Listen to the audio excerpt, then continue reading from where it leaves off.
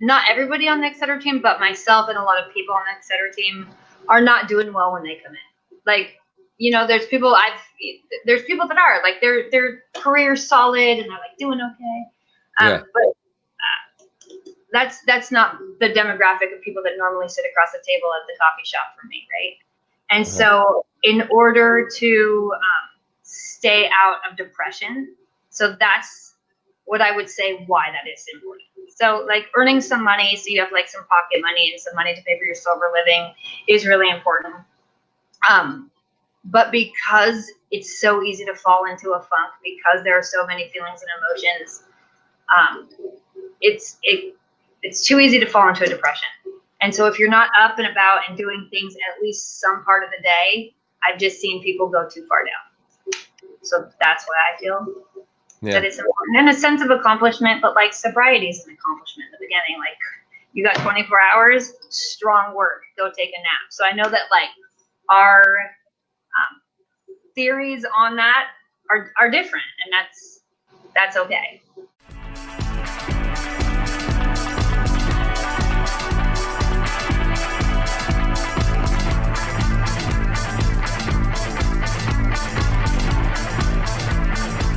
Hi, my name's Tim, and welcome to I Love Being Sober. I love being sober. I love it. And I'm here with Emily Sadler. Emily loves being sober as well. I'm sure she's going to share that with you. And today, I'm here with Emily Sadler of ETC by Emily.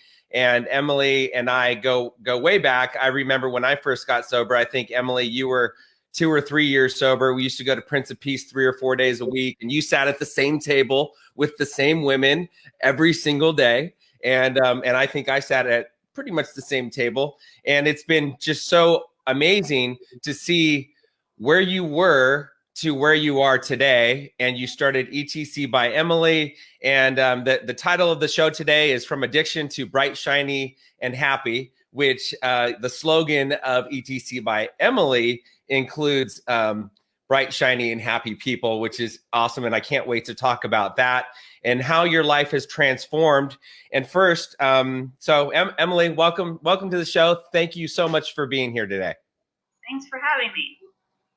I never really know where to look in this, but thanks for having me. And I'm excited to be here. I've definitely seen your company grow and expand, and I think that's one of the neatest parts of recovery is watching people come in just freaking wrecked, and then over the years get like better and shinier and happier and build a life for themselves. Right. I get to see that on the Etc team all the time. Like people come in just not okay, and then a year later they're like enrolled in school and and married and kids and buying houses. And so we're both similar in the sense that we get to work with people that are early on in recovery, like really early on, like they just got sober, right? And they're wrecked and they're down at their bottom and they've got a long, long way to go, which can be discouraging. And I think you probably were there when I got my 30-day chip and my 60-day chip and my 90-day chip, because you were already 2 or 3 years sober. And then the business that I'm in, same thing. We see people that are just completely wrecked. And so first today, I'd like to talk a little bit about your story. So let's tell me. So where did you grow up, Emily? I grew up in Seattle, Washington. Okay. And I moved to Arizona about 27 years ago. Yeah. And like my alcoholism was alive when I was a teenager. I don't know about yours, but it didn't just sneak on me. Like I was just that kid full of potential, but just running them up all the time. So yeah. Okay. So so you started drinking when you were young? I did. Like how old? Like 13, 14. Okay. When did you know it was a problem? I knew, I don't like to put it this way, but in lack of a better way to put it, I knew I was a problem very early on. Like I was born a little girl, super irritable, restless, discontent. Like I always put like that. Now I know that irritable, restless, and discontent little girl was just a really, really sensitive young lady who loved people to a degree that was uncomfortable. But, I had like normal parents that didn't know, like this little Indio girl, like loves people, and it's uncomfortable. And she literally cannot stand living in her own skin because she worries about people so much. And so it actually was like a lovely thing, but without guidance, like now most of the generation of children coming in aren't taught to sweep their emotions under the carpet, shove them down, and not speak about them, right? They're taught to process their emotions and feelings. And I just don't think that like our age group was taught that. And so we were just walking around with stuffed down emotions. Like, who's not going to get shit canned, right? Like people are going to do something to take away those feelings. Right. So I always knew. Then I put alcohol in my body, and I triggered a family disease that has been around since the beginning of time in my family. Right. So two kind of, Yeah. So I mean, what I'm hearing you say is that the drinking was a solution. Right. It was a solution to all the feelings that you didn't want to deal with. Mm-hmm. And it's the easier, softer way, right? The easier, softer way is just to have a drink. Right. And so alcohol is your drug of choice. Anything else? So I always promise, and like I've had a blog and talked about recovery at a pretty public level, and I always promised myself I would never like get on a stage or a podcast or a television show and not tell the truth about recovery being hard, right? Like I love the name of your podcast, which is I Love Being Sober, and I do, but I'm also never going to bullshit anybody. It's no joke, right. Like if you're honest, like I always want to be like, I never want to be the old timer who's like, yeah, so you know what I mean? Like I got sober and I look at my life. No, like I got sober. I worked my ass off. I still struggle. I still feel, I still cope, and I still grow. And any other things like, did my fair share of drugs, right? But in recovery, I still find myself picking up things to take away my feelings and emotions, like sugar or shopping or whatever. Because sitting still and leaning into the pain and growing through it, though I do it because I know that it's what I need to do to stay sober, I'm still a human being that isn't like, yes, feelings, let's process it. Right. Let's eat a cookie and I'll process it in a minute. So I just like to be honest with the newcomers, that the old timers or people with time, like we still understand how they feel. It's just not attached to wanting a drink or wanting a drug necessarily. It's more so like not wanting to feel our feelings. Right.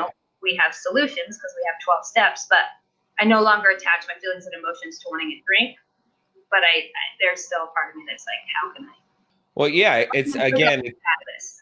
it's the solution. Like it's the easier, softer way is to pick up your phone and look at Facebook, look at Instagram, go on to Amazon Prime, go shopping, eat a cookie, eat 10 cookies.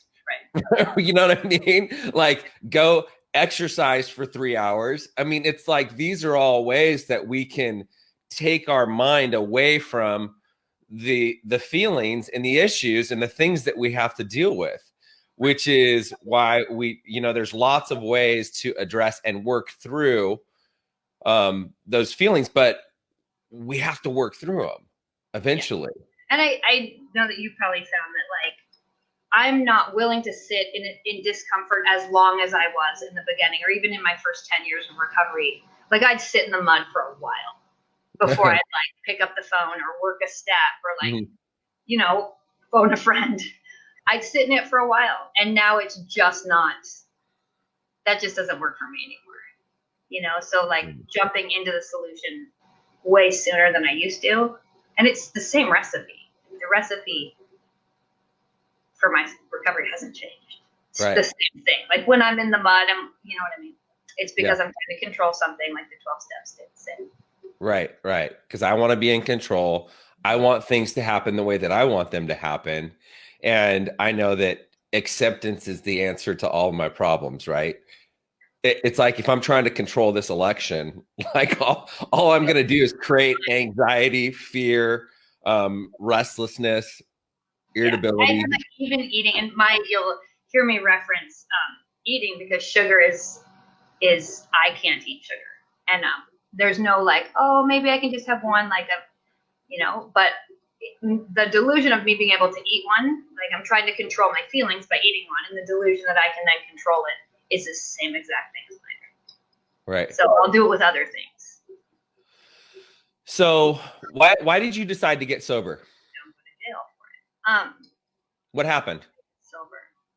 I at the time, well, I still have two sons, but at the time they were younger, and being a good mom was really, really important to me, and I know that it's important to most parents, right? But my alcoholism was starting to affect that part of my life, and like my kids are the most important thing to me, but alcohol was winning. Like they were not coming first, and so and I knew that it was getting bad, and then some things started happening. Like I got put in the like I got institutionalized, not rehab, but like institutionalized because I was losing my mind, like alcoholic insanity and DT tremors and all that. And I knew nothing about alcoholism, and I knew besides my family has a history of it, and nothing about the 12 steps. I just knew I was losing my mind. And so I got out of that, and then I got a DUI one night, and in my head, like I'd already gotten a first DUI, and just my thought process was, if you get another one, you're gonna freaking lose your kids. And I don't know if that was true or not, but I know that was the moment that God could speak to me clear enough to be like, hey, this party's over. Like, you're done. You're gonna drive drunk again. And I did. I got that DUI and I drove drunk again, and like the denial was off the table for me. I knew that if I didn't stop, that I was gonna keep on going. It was gonna hurt someone and lose my kids, and it just became unacceptable. So now, were you okay? So, the father of your two boys now were you married? Were you not married? What happened there? We're online right now, right? Yes, we're online. Okay. Lived down the street. We were divorced. And he for sure stepped in. We had joint custody all of the boys' life, and he for sure stepped in during that time. And luckily, he wasn't that guy who was like vengeful, nor did he want full custody of our kids. But he didn't go after my jugular, because normally women lose their kids, right? Like he had every right to throw a CPS case on my lap, and it would have killed me. So when women come into the program and they've lost their children, and I say, I can't even imagine, I love you, and like, let's stay sober and get through this, I mean that. Like, I feel their pain, and by the grace of God, he did not do that to me. But could have happened, Did you lose that relationship because of your alcoholism? Maybe some of it. Some of it, my like really bad alcoholism didn't really take off until after I got divorced. Again, I was like born irritable, restless, discontent, and with like zero coping skills. So that's not great in a marriage. And as much as he's a wonderful man, he was not my match. So we would have ended up getting divorced anyway, but like it didn't help. I had no like communication skills. Yeah. Okay, so what was the final? So you talked about the DUI. Was the DUI, was that like one day? Did you finally, like, did you try to get sober a couple of times, or was it just one time you knew that you had to pull it together if you wanted to keep your kids and if you wanted to? I didn't really know what sober meant. Okay. I didn't know what sober meant. I didn't know very much about alcoholism. I knew nothing about Alcoholics Anonymous. As much trouble as I had been in, I had never been in a meeting of Alcoholics Anonymous. So yes, that moment clicked, and I figured out, hey, I'm going to drive drunk again, and it's unacceptable to me.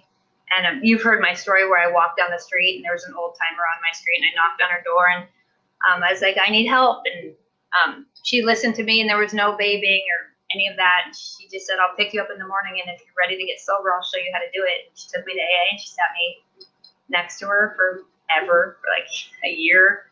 And I did the deal, and I know that that's not everybody's story, but that's why when I speak, I don't have any right to like come to talk about recovery in any sort of pedestal or in any sort of soapbox. Like, I came in wrecked. I got hand walked into Alcoholics Anonymous by an old timer. She sat me next to her, and she like loved me through the process. And I know that like my job in life now is to do the same thing for whoever. Like, really, that's what etc. is. it looks like a staffing agency, but it like people come in and they just can't imagine getting their legs back or their kids back or their ankle monitor off their ankle, and to be able to say, I'm going to give you a job and love you, and like this team's going to be there for you, and if you need a ride, ask, and if you can't, like, God, people just need a flipping break and some love. And so because I got so much of that, I'm able to like give it back, right? Yeah. That's how we do. Okay, so were you living in Phoenix when you got sober? Mm-hmm. Okay. And how long after you got sober did you start ETC by Emily? 6 years. 7 years. Okay. So tell me, why did you start ETC by Emily? I want to hear this story. So first, let's go back just a little bit. So because I was running amok when I was younger, I didn't do the things like graduate from high school or learn how to communicate or I didn't have a lot going for me, right? Like that person that's like, well, she's a good mom. And up until my drinking took me out of that, I really was a good mom, and it was enough for me. Like being the PTO, whatever, like I loved it. Yeah. But my earning potential wasn't great. And my alcoholism made it so I had done some damage to my brain, right? Like when we come in, we're like smushy brains. So I couldn't do things like run a cash register and remember how to make coffee drinks at the coffee shop I worked at. And it was not looking good for me. And I saw a story where I remember my sponsor being like, honey, it's going to take a miracle for you to be self-supporting. I was like, that is so rude. But now she's like, told you so, look at you. Yeah. And so I really wasn't employable. I wasn't. I was just like broken to the core. I went to a meeting in the morning, took a nap, went to Prince of Peace in the afternoon. Like I was a little broken baby bird. And then I got an opportunity to be a caterer. And I did that and I liked it. And I kind of got back on my feet and I made some connections. And when you're in recovery, you don't screw people over, right? So like when that company went bankrupt, and so then I found myself like, oh my gosh, I don't have a job. I'm back in a situation where I can't, like, here we go again, And I did what we do, which is go back to the basics, right? Like go back to your recovery, call your sponsor, go to meetings, help other people. Don't so much worry about like the job part, just stay sober. And I did that. And then, et cetera, was actually a drunken conversation on a patio years before. And so I couldn't find a job. And I know that like when you can't find something, not to like knock doors down. So I just paused. And then I made a little card on Vistaprints that said, et cetera, by Emily. And I was like, I'm just going to run errands. And I did that for a minute. And then a company was like, hey, do you have 2 people? And do you have 3 people? And then like even your company's used us for concierge services. Yep. So for a while it was that. And then we figured out that like every business needs like some help, needs some sort of staff. A lot of them, it's not time for them to bring on a full-time person. So we did a lot of that in the beginning. And Lexi, so Lexi did a spin-off company called Virtual by Lexi. So she does that. She does that now. Yep. And et cetera went on to staff events. And so we went from like 1 person to 2 people to 3 people to 50 people to 900 in a database within 6 years, 7 years old now. Wow. The majority of them are in recovery. Okay. So it's so awesome. And you talk about the push of faith versus the leap of faith. Yeah. What does that mean? I wouldn't say that it took a lot of bravery to do what I did. Like no doors were opening, right? And so I knew that was God being like, we're going to shove you off this mountain and you're going to get some wings on the way down. Like that leap to me, that sounds like I had some courage. No, you know what I mean? Yeah. No, I know what you mean. God was saying, like, you've got some things to do. So I'm going to shove you up this mountain. You're going to learn that you can do it. Stay out of the outcome was a big thing that made et cetera what it is today. Like, I really was like, like the girl with nothing to lose is a very powerful person. Like, it makes me very powerful because I don't have anything to lose because I don't have an attachment to the outcome of this. As long as it's helping other people, I can like kind of like have a plan for it. But right now we have a team in rural Wisconsin on a military base. I certainly didn't plan that. So if I stay out of the outcome, then yeah. Well, it's kind of like burn the bridge, right? I mean, that's the same thing for you. Like you had to make it, you had to make it work. And there's something to be said about that when someone's in that predicament where they have to make it. I mean, there's a lot of pressure. I mean, you had two boys to take care of. You didn't have a job. To your point, you didn't have your education was lacking. Right.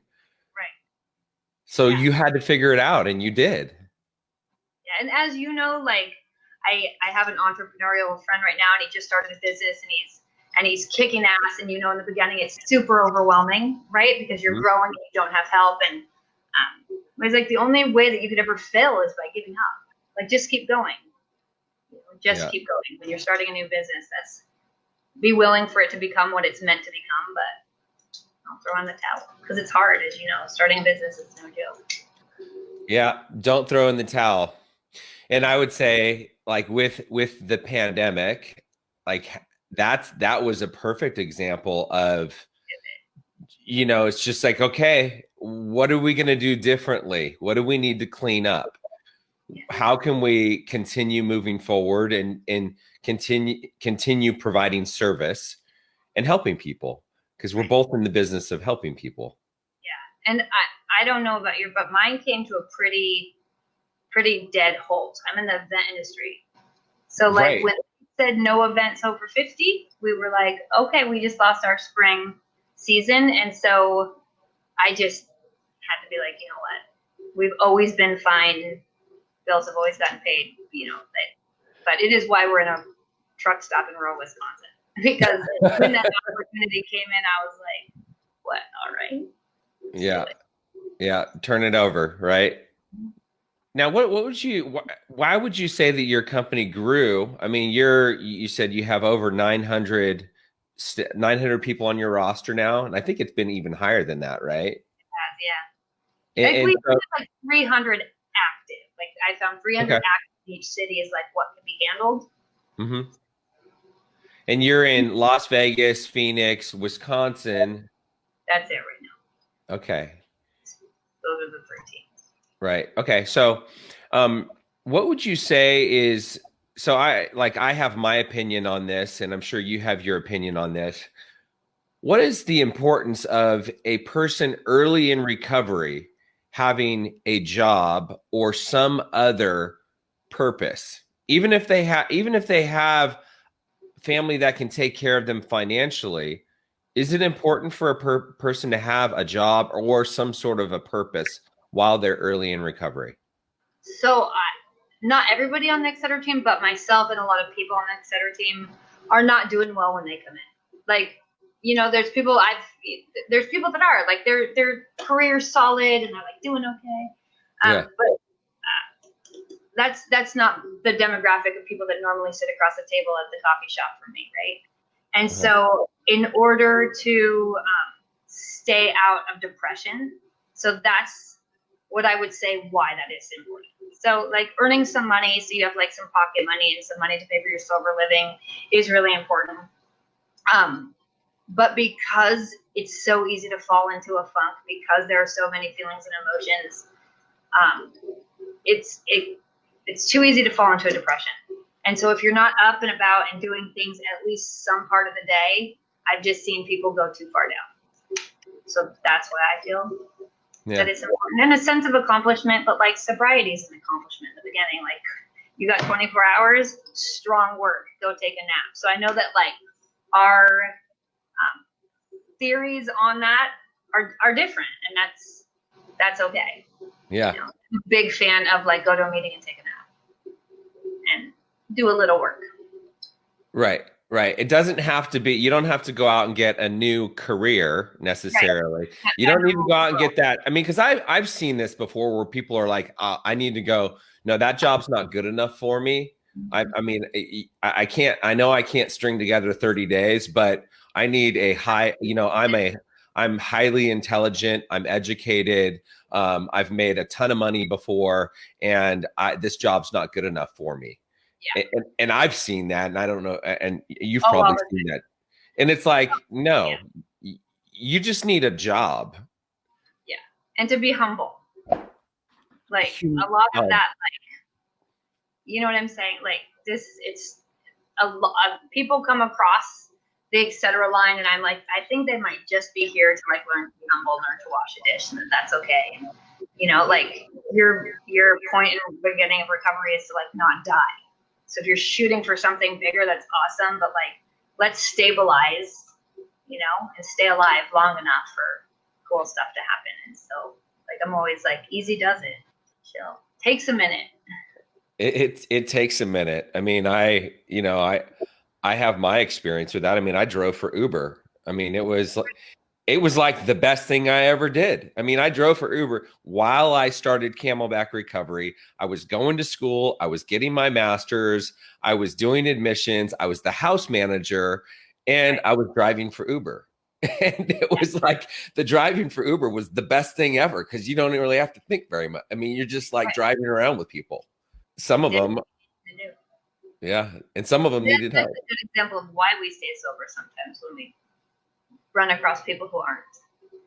Oh. You know, when I run across people that are intoxicated, I'm like, oh, damn. Like, yeah, it's like that's really unattractive. Yeah. It's really unattractive, unappealing, not desirable. I'm glad that's not me. Tell me about the coffee shop.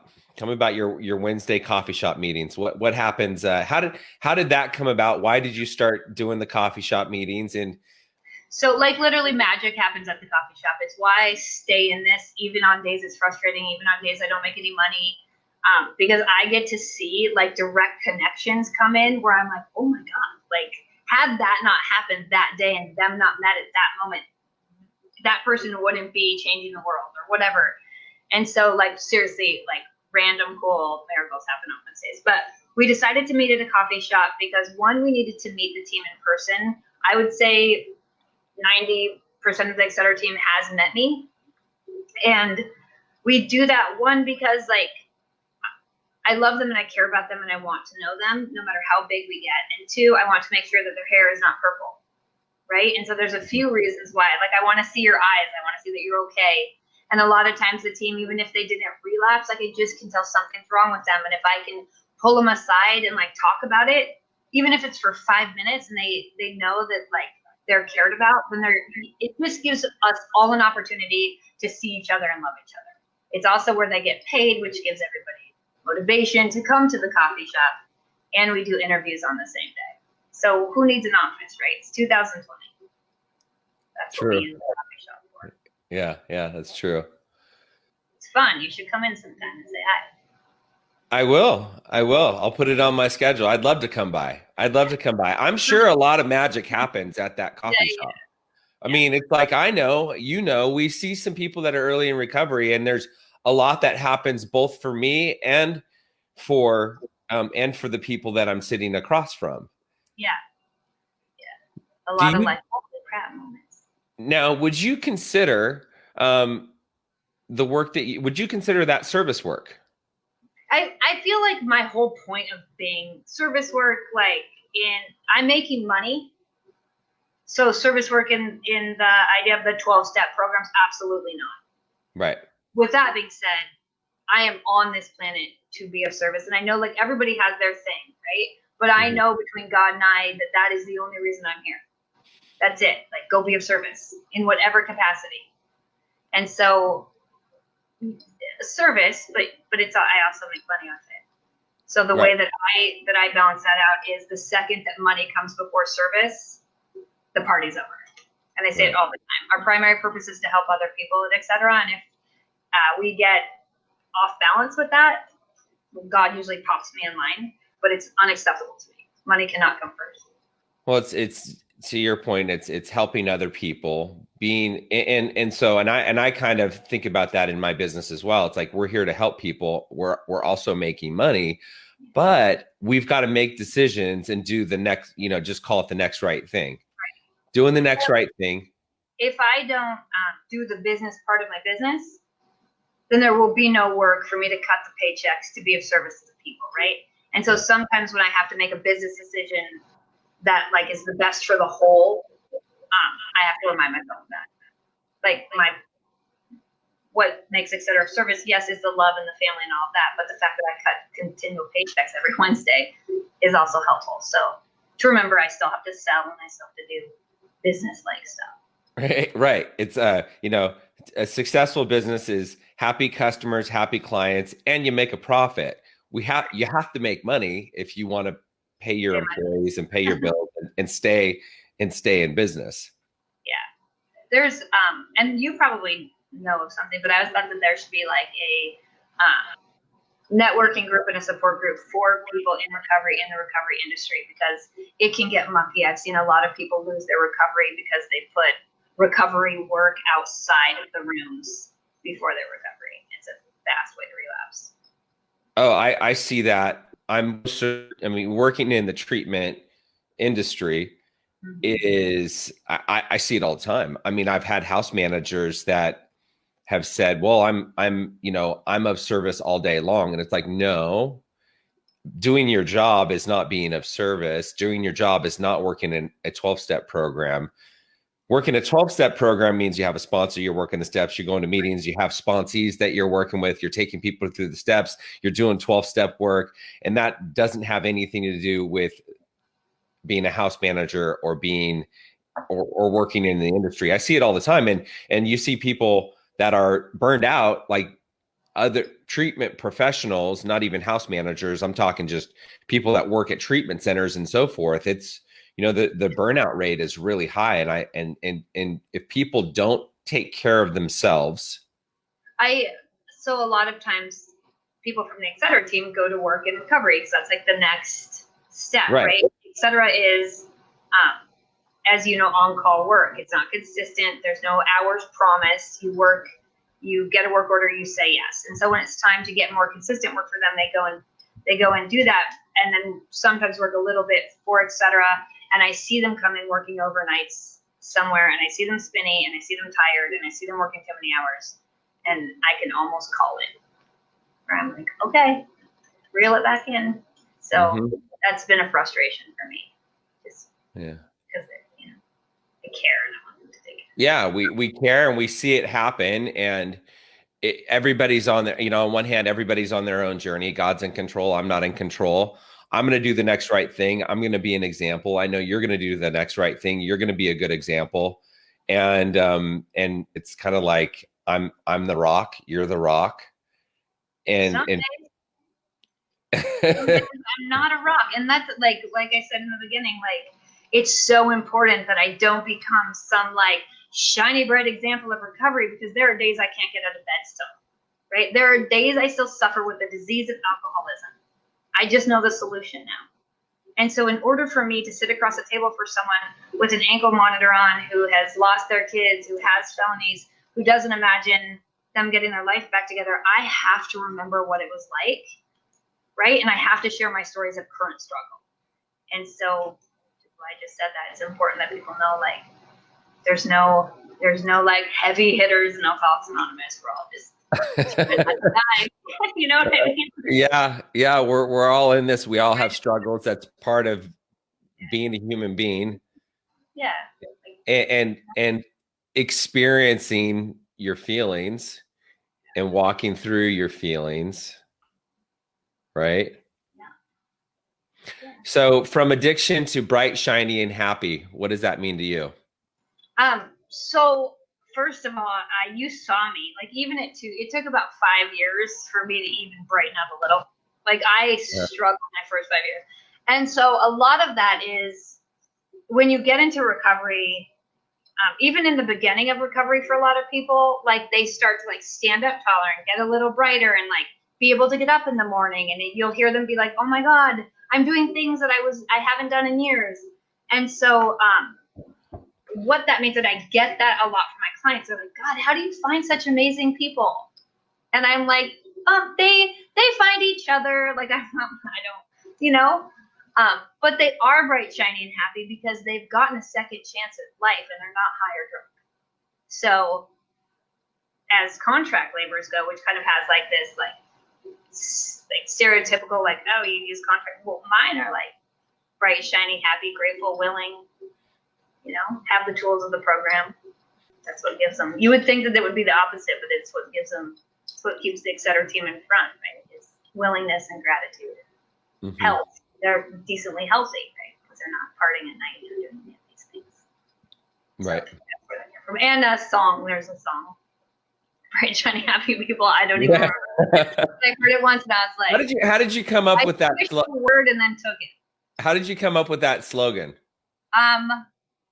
I heard someone sing the song, the REM song, and I was like, it's not bright, shiny, happy people in the song. It's something else, but it's shiny, happy people. Yeah. It's good. It works for us. Yeah, no, it's awesome to have a tagline. Yeah. Okay, so if someone wants to learn more about you or more about working for you or getting a job for you, how can they find you? They can go to Coffee Plantation from 4 to 7 on Wednesdays.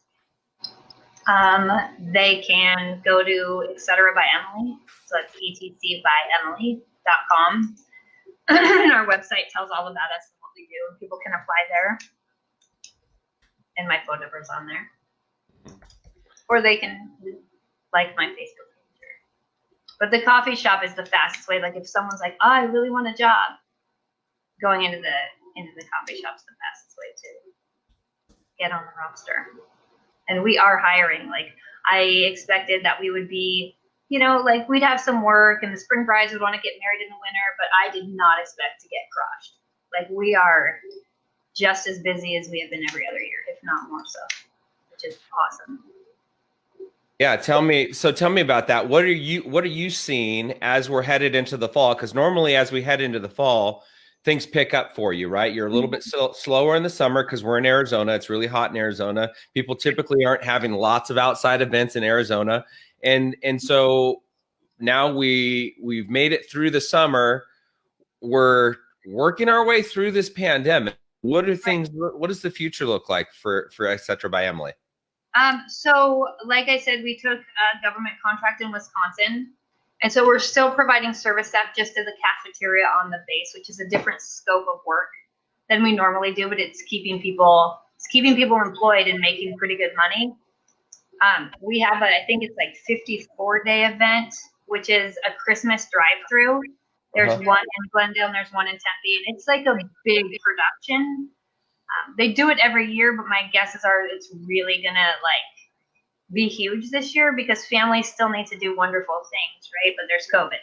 So I will put that information for that event on my Facebook page and on the Etc. by Emily Facebook page so people can do that. So we're staffing that, which is it's study work and it's fun and we're excited about that. Creates culture. Mm-hmm.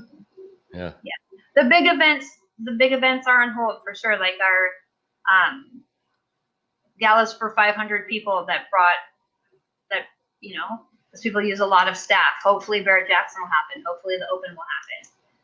I hope. Yeah. What are they? I mean, what are the events limited to right now, or what are they opened up to right now? I haven't heard a capacity number in a while, but I keep on hearing the number 50. Oh, yeah. Like most of the events are getting it for 50, and they're in houses.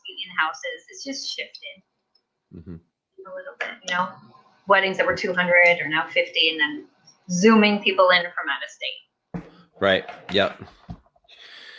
Okay. Well, what else would you like to share with the newcomer or the mom or the person that wants to find long-term recovery? What's your advice? So I don't know where everybody else feels their feelings, but mine are always right here. And I remember in the beginning of recovery and still when I'm growing through something, like feeling like shattered glass, like totally shattered glass, like so shattered that I could hardly breathe. And so what I want to say to the newcomer is that I promise that goes away. And I promise that it gets better and that lonely, shattered feeling gets better. But we have to hold on long enough for God to get in there and heal it. And I have a journal entry at 9 months of sobriety that says, had I given up, I would have never known that this gets so much better. Yeah. So that's it. Hold on. Okay, so one last question. What do you think is the importance of environment or the community, the people that you surround yourself with? So for the person that's early in recovery, should they go back to their what are the potential repercussions if they go back to their old environment and hang out with their old friends? I am a big fan of submerging yourself into the rooms of recovery. Like, the people that you get sober with will be in your life forever, whether or not they slip and slide or go back out. They're still always going to have a huge place in your heart. I think that it's really, really important, that community. And at Etc., that is a huge part of what we do and a huge part of why people come back and work for us year after year. Because people are really just lonely and looking for connection, whether or not they're in and out of recovery. Like, people really need that, and they really need people that can identify with their pain. And so we cannot do this alone. For sure. Like, it's lonely if you're in a room of people. So if you're not around people, that's just it doesn't work. So I think it's one of the most important parts of recovery, for sure. Yeah. Find your people and stay close to them. Find your people and stay close to them. It's about developing a new community, new environment, especially early on in recovery. My experience and what I see is that people that go back to their old community and their old environment end up going back to their old ways. It's just too easy. Yeah. It's like, it's so much more than just putting the drink down. Like, when we come in, we're twisted. Everything's everybody else's fault. Like, all of the things that the steps help fix. So if you're talking out loud and you're processing through someone who is still out there, or not in recovery, or will co-sign your bullshit, then the recovery process takes longer. Like, if you're around people in recovery that are like, hold on, let's look at it a different way. Maybe your mom's not answering the phone because you stole money from her over the last 5 years. Or maybe rather than, my mom's not, right? Like, getting a sober perspective on all of the things that you know what I'm saying? Like, sober. Yeah, maybe your wife doesn't want to talk to you because you cheated on her multiple times. I mean, it's like, absolute bitch. No, it's like, yeah, but I'm sober now. It's like, yeah, but it totally. takes some time. It takes a minute. Yeah, that's a big one too. Like, and I get it, because the beginning of recovery is hard, but like, God, I have 90 days. I don't know what the problem is. Like, they're not going to get over it in 90 days. Right. Give them a minute, like a year. So all of that, being around people that will lovingly explain those things to you, is important. Yeah. So, sponsorship. Emily, thank you so much. Everybody, thanks for listening. And etcbyemily.com is how you find Emily. Emily Sadler is her Facebook, her Instagram, or ETC by Emily. Coffee Plantation every Wednesday from 4 to 7 p.m. If you'd like to interview for a position with ETC by Emily, and if you'd like to get on her roster, as she said, we're headed into the fall right now, and things are picking up. We're getting through the pandemic. And if you'd like to work around people in recovery, you'd like to get yourself plugged in, then look her up. And thank you so much for listening. And thank you so much for your time, Emily. I really appreciate you. Bye, guys.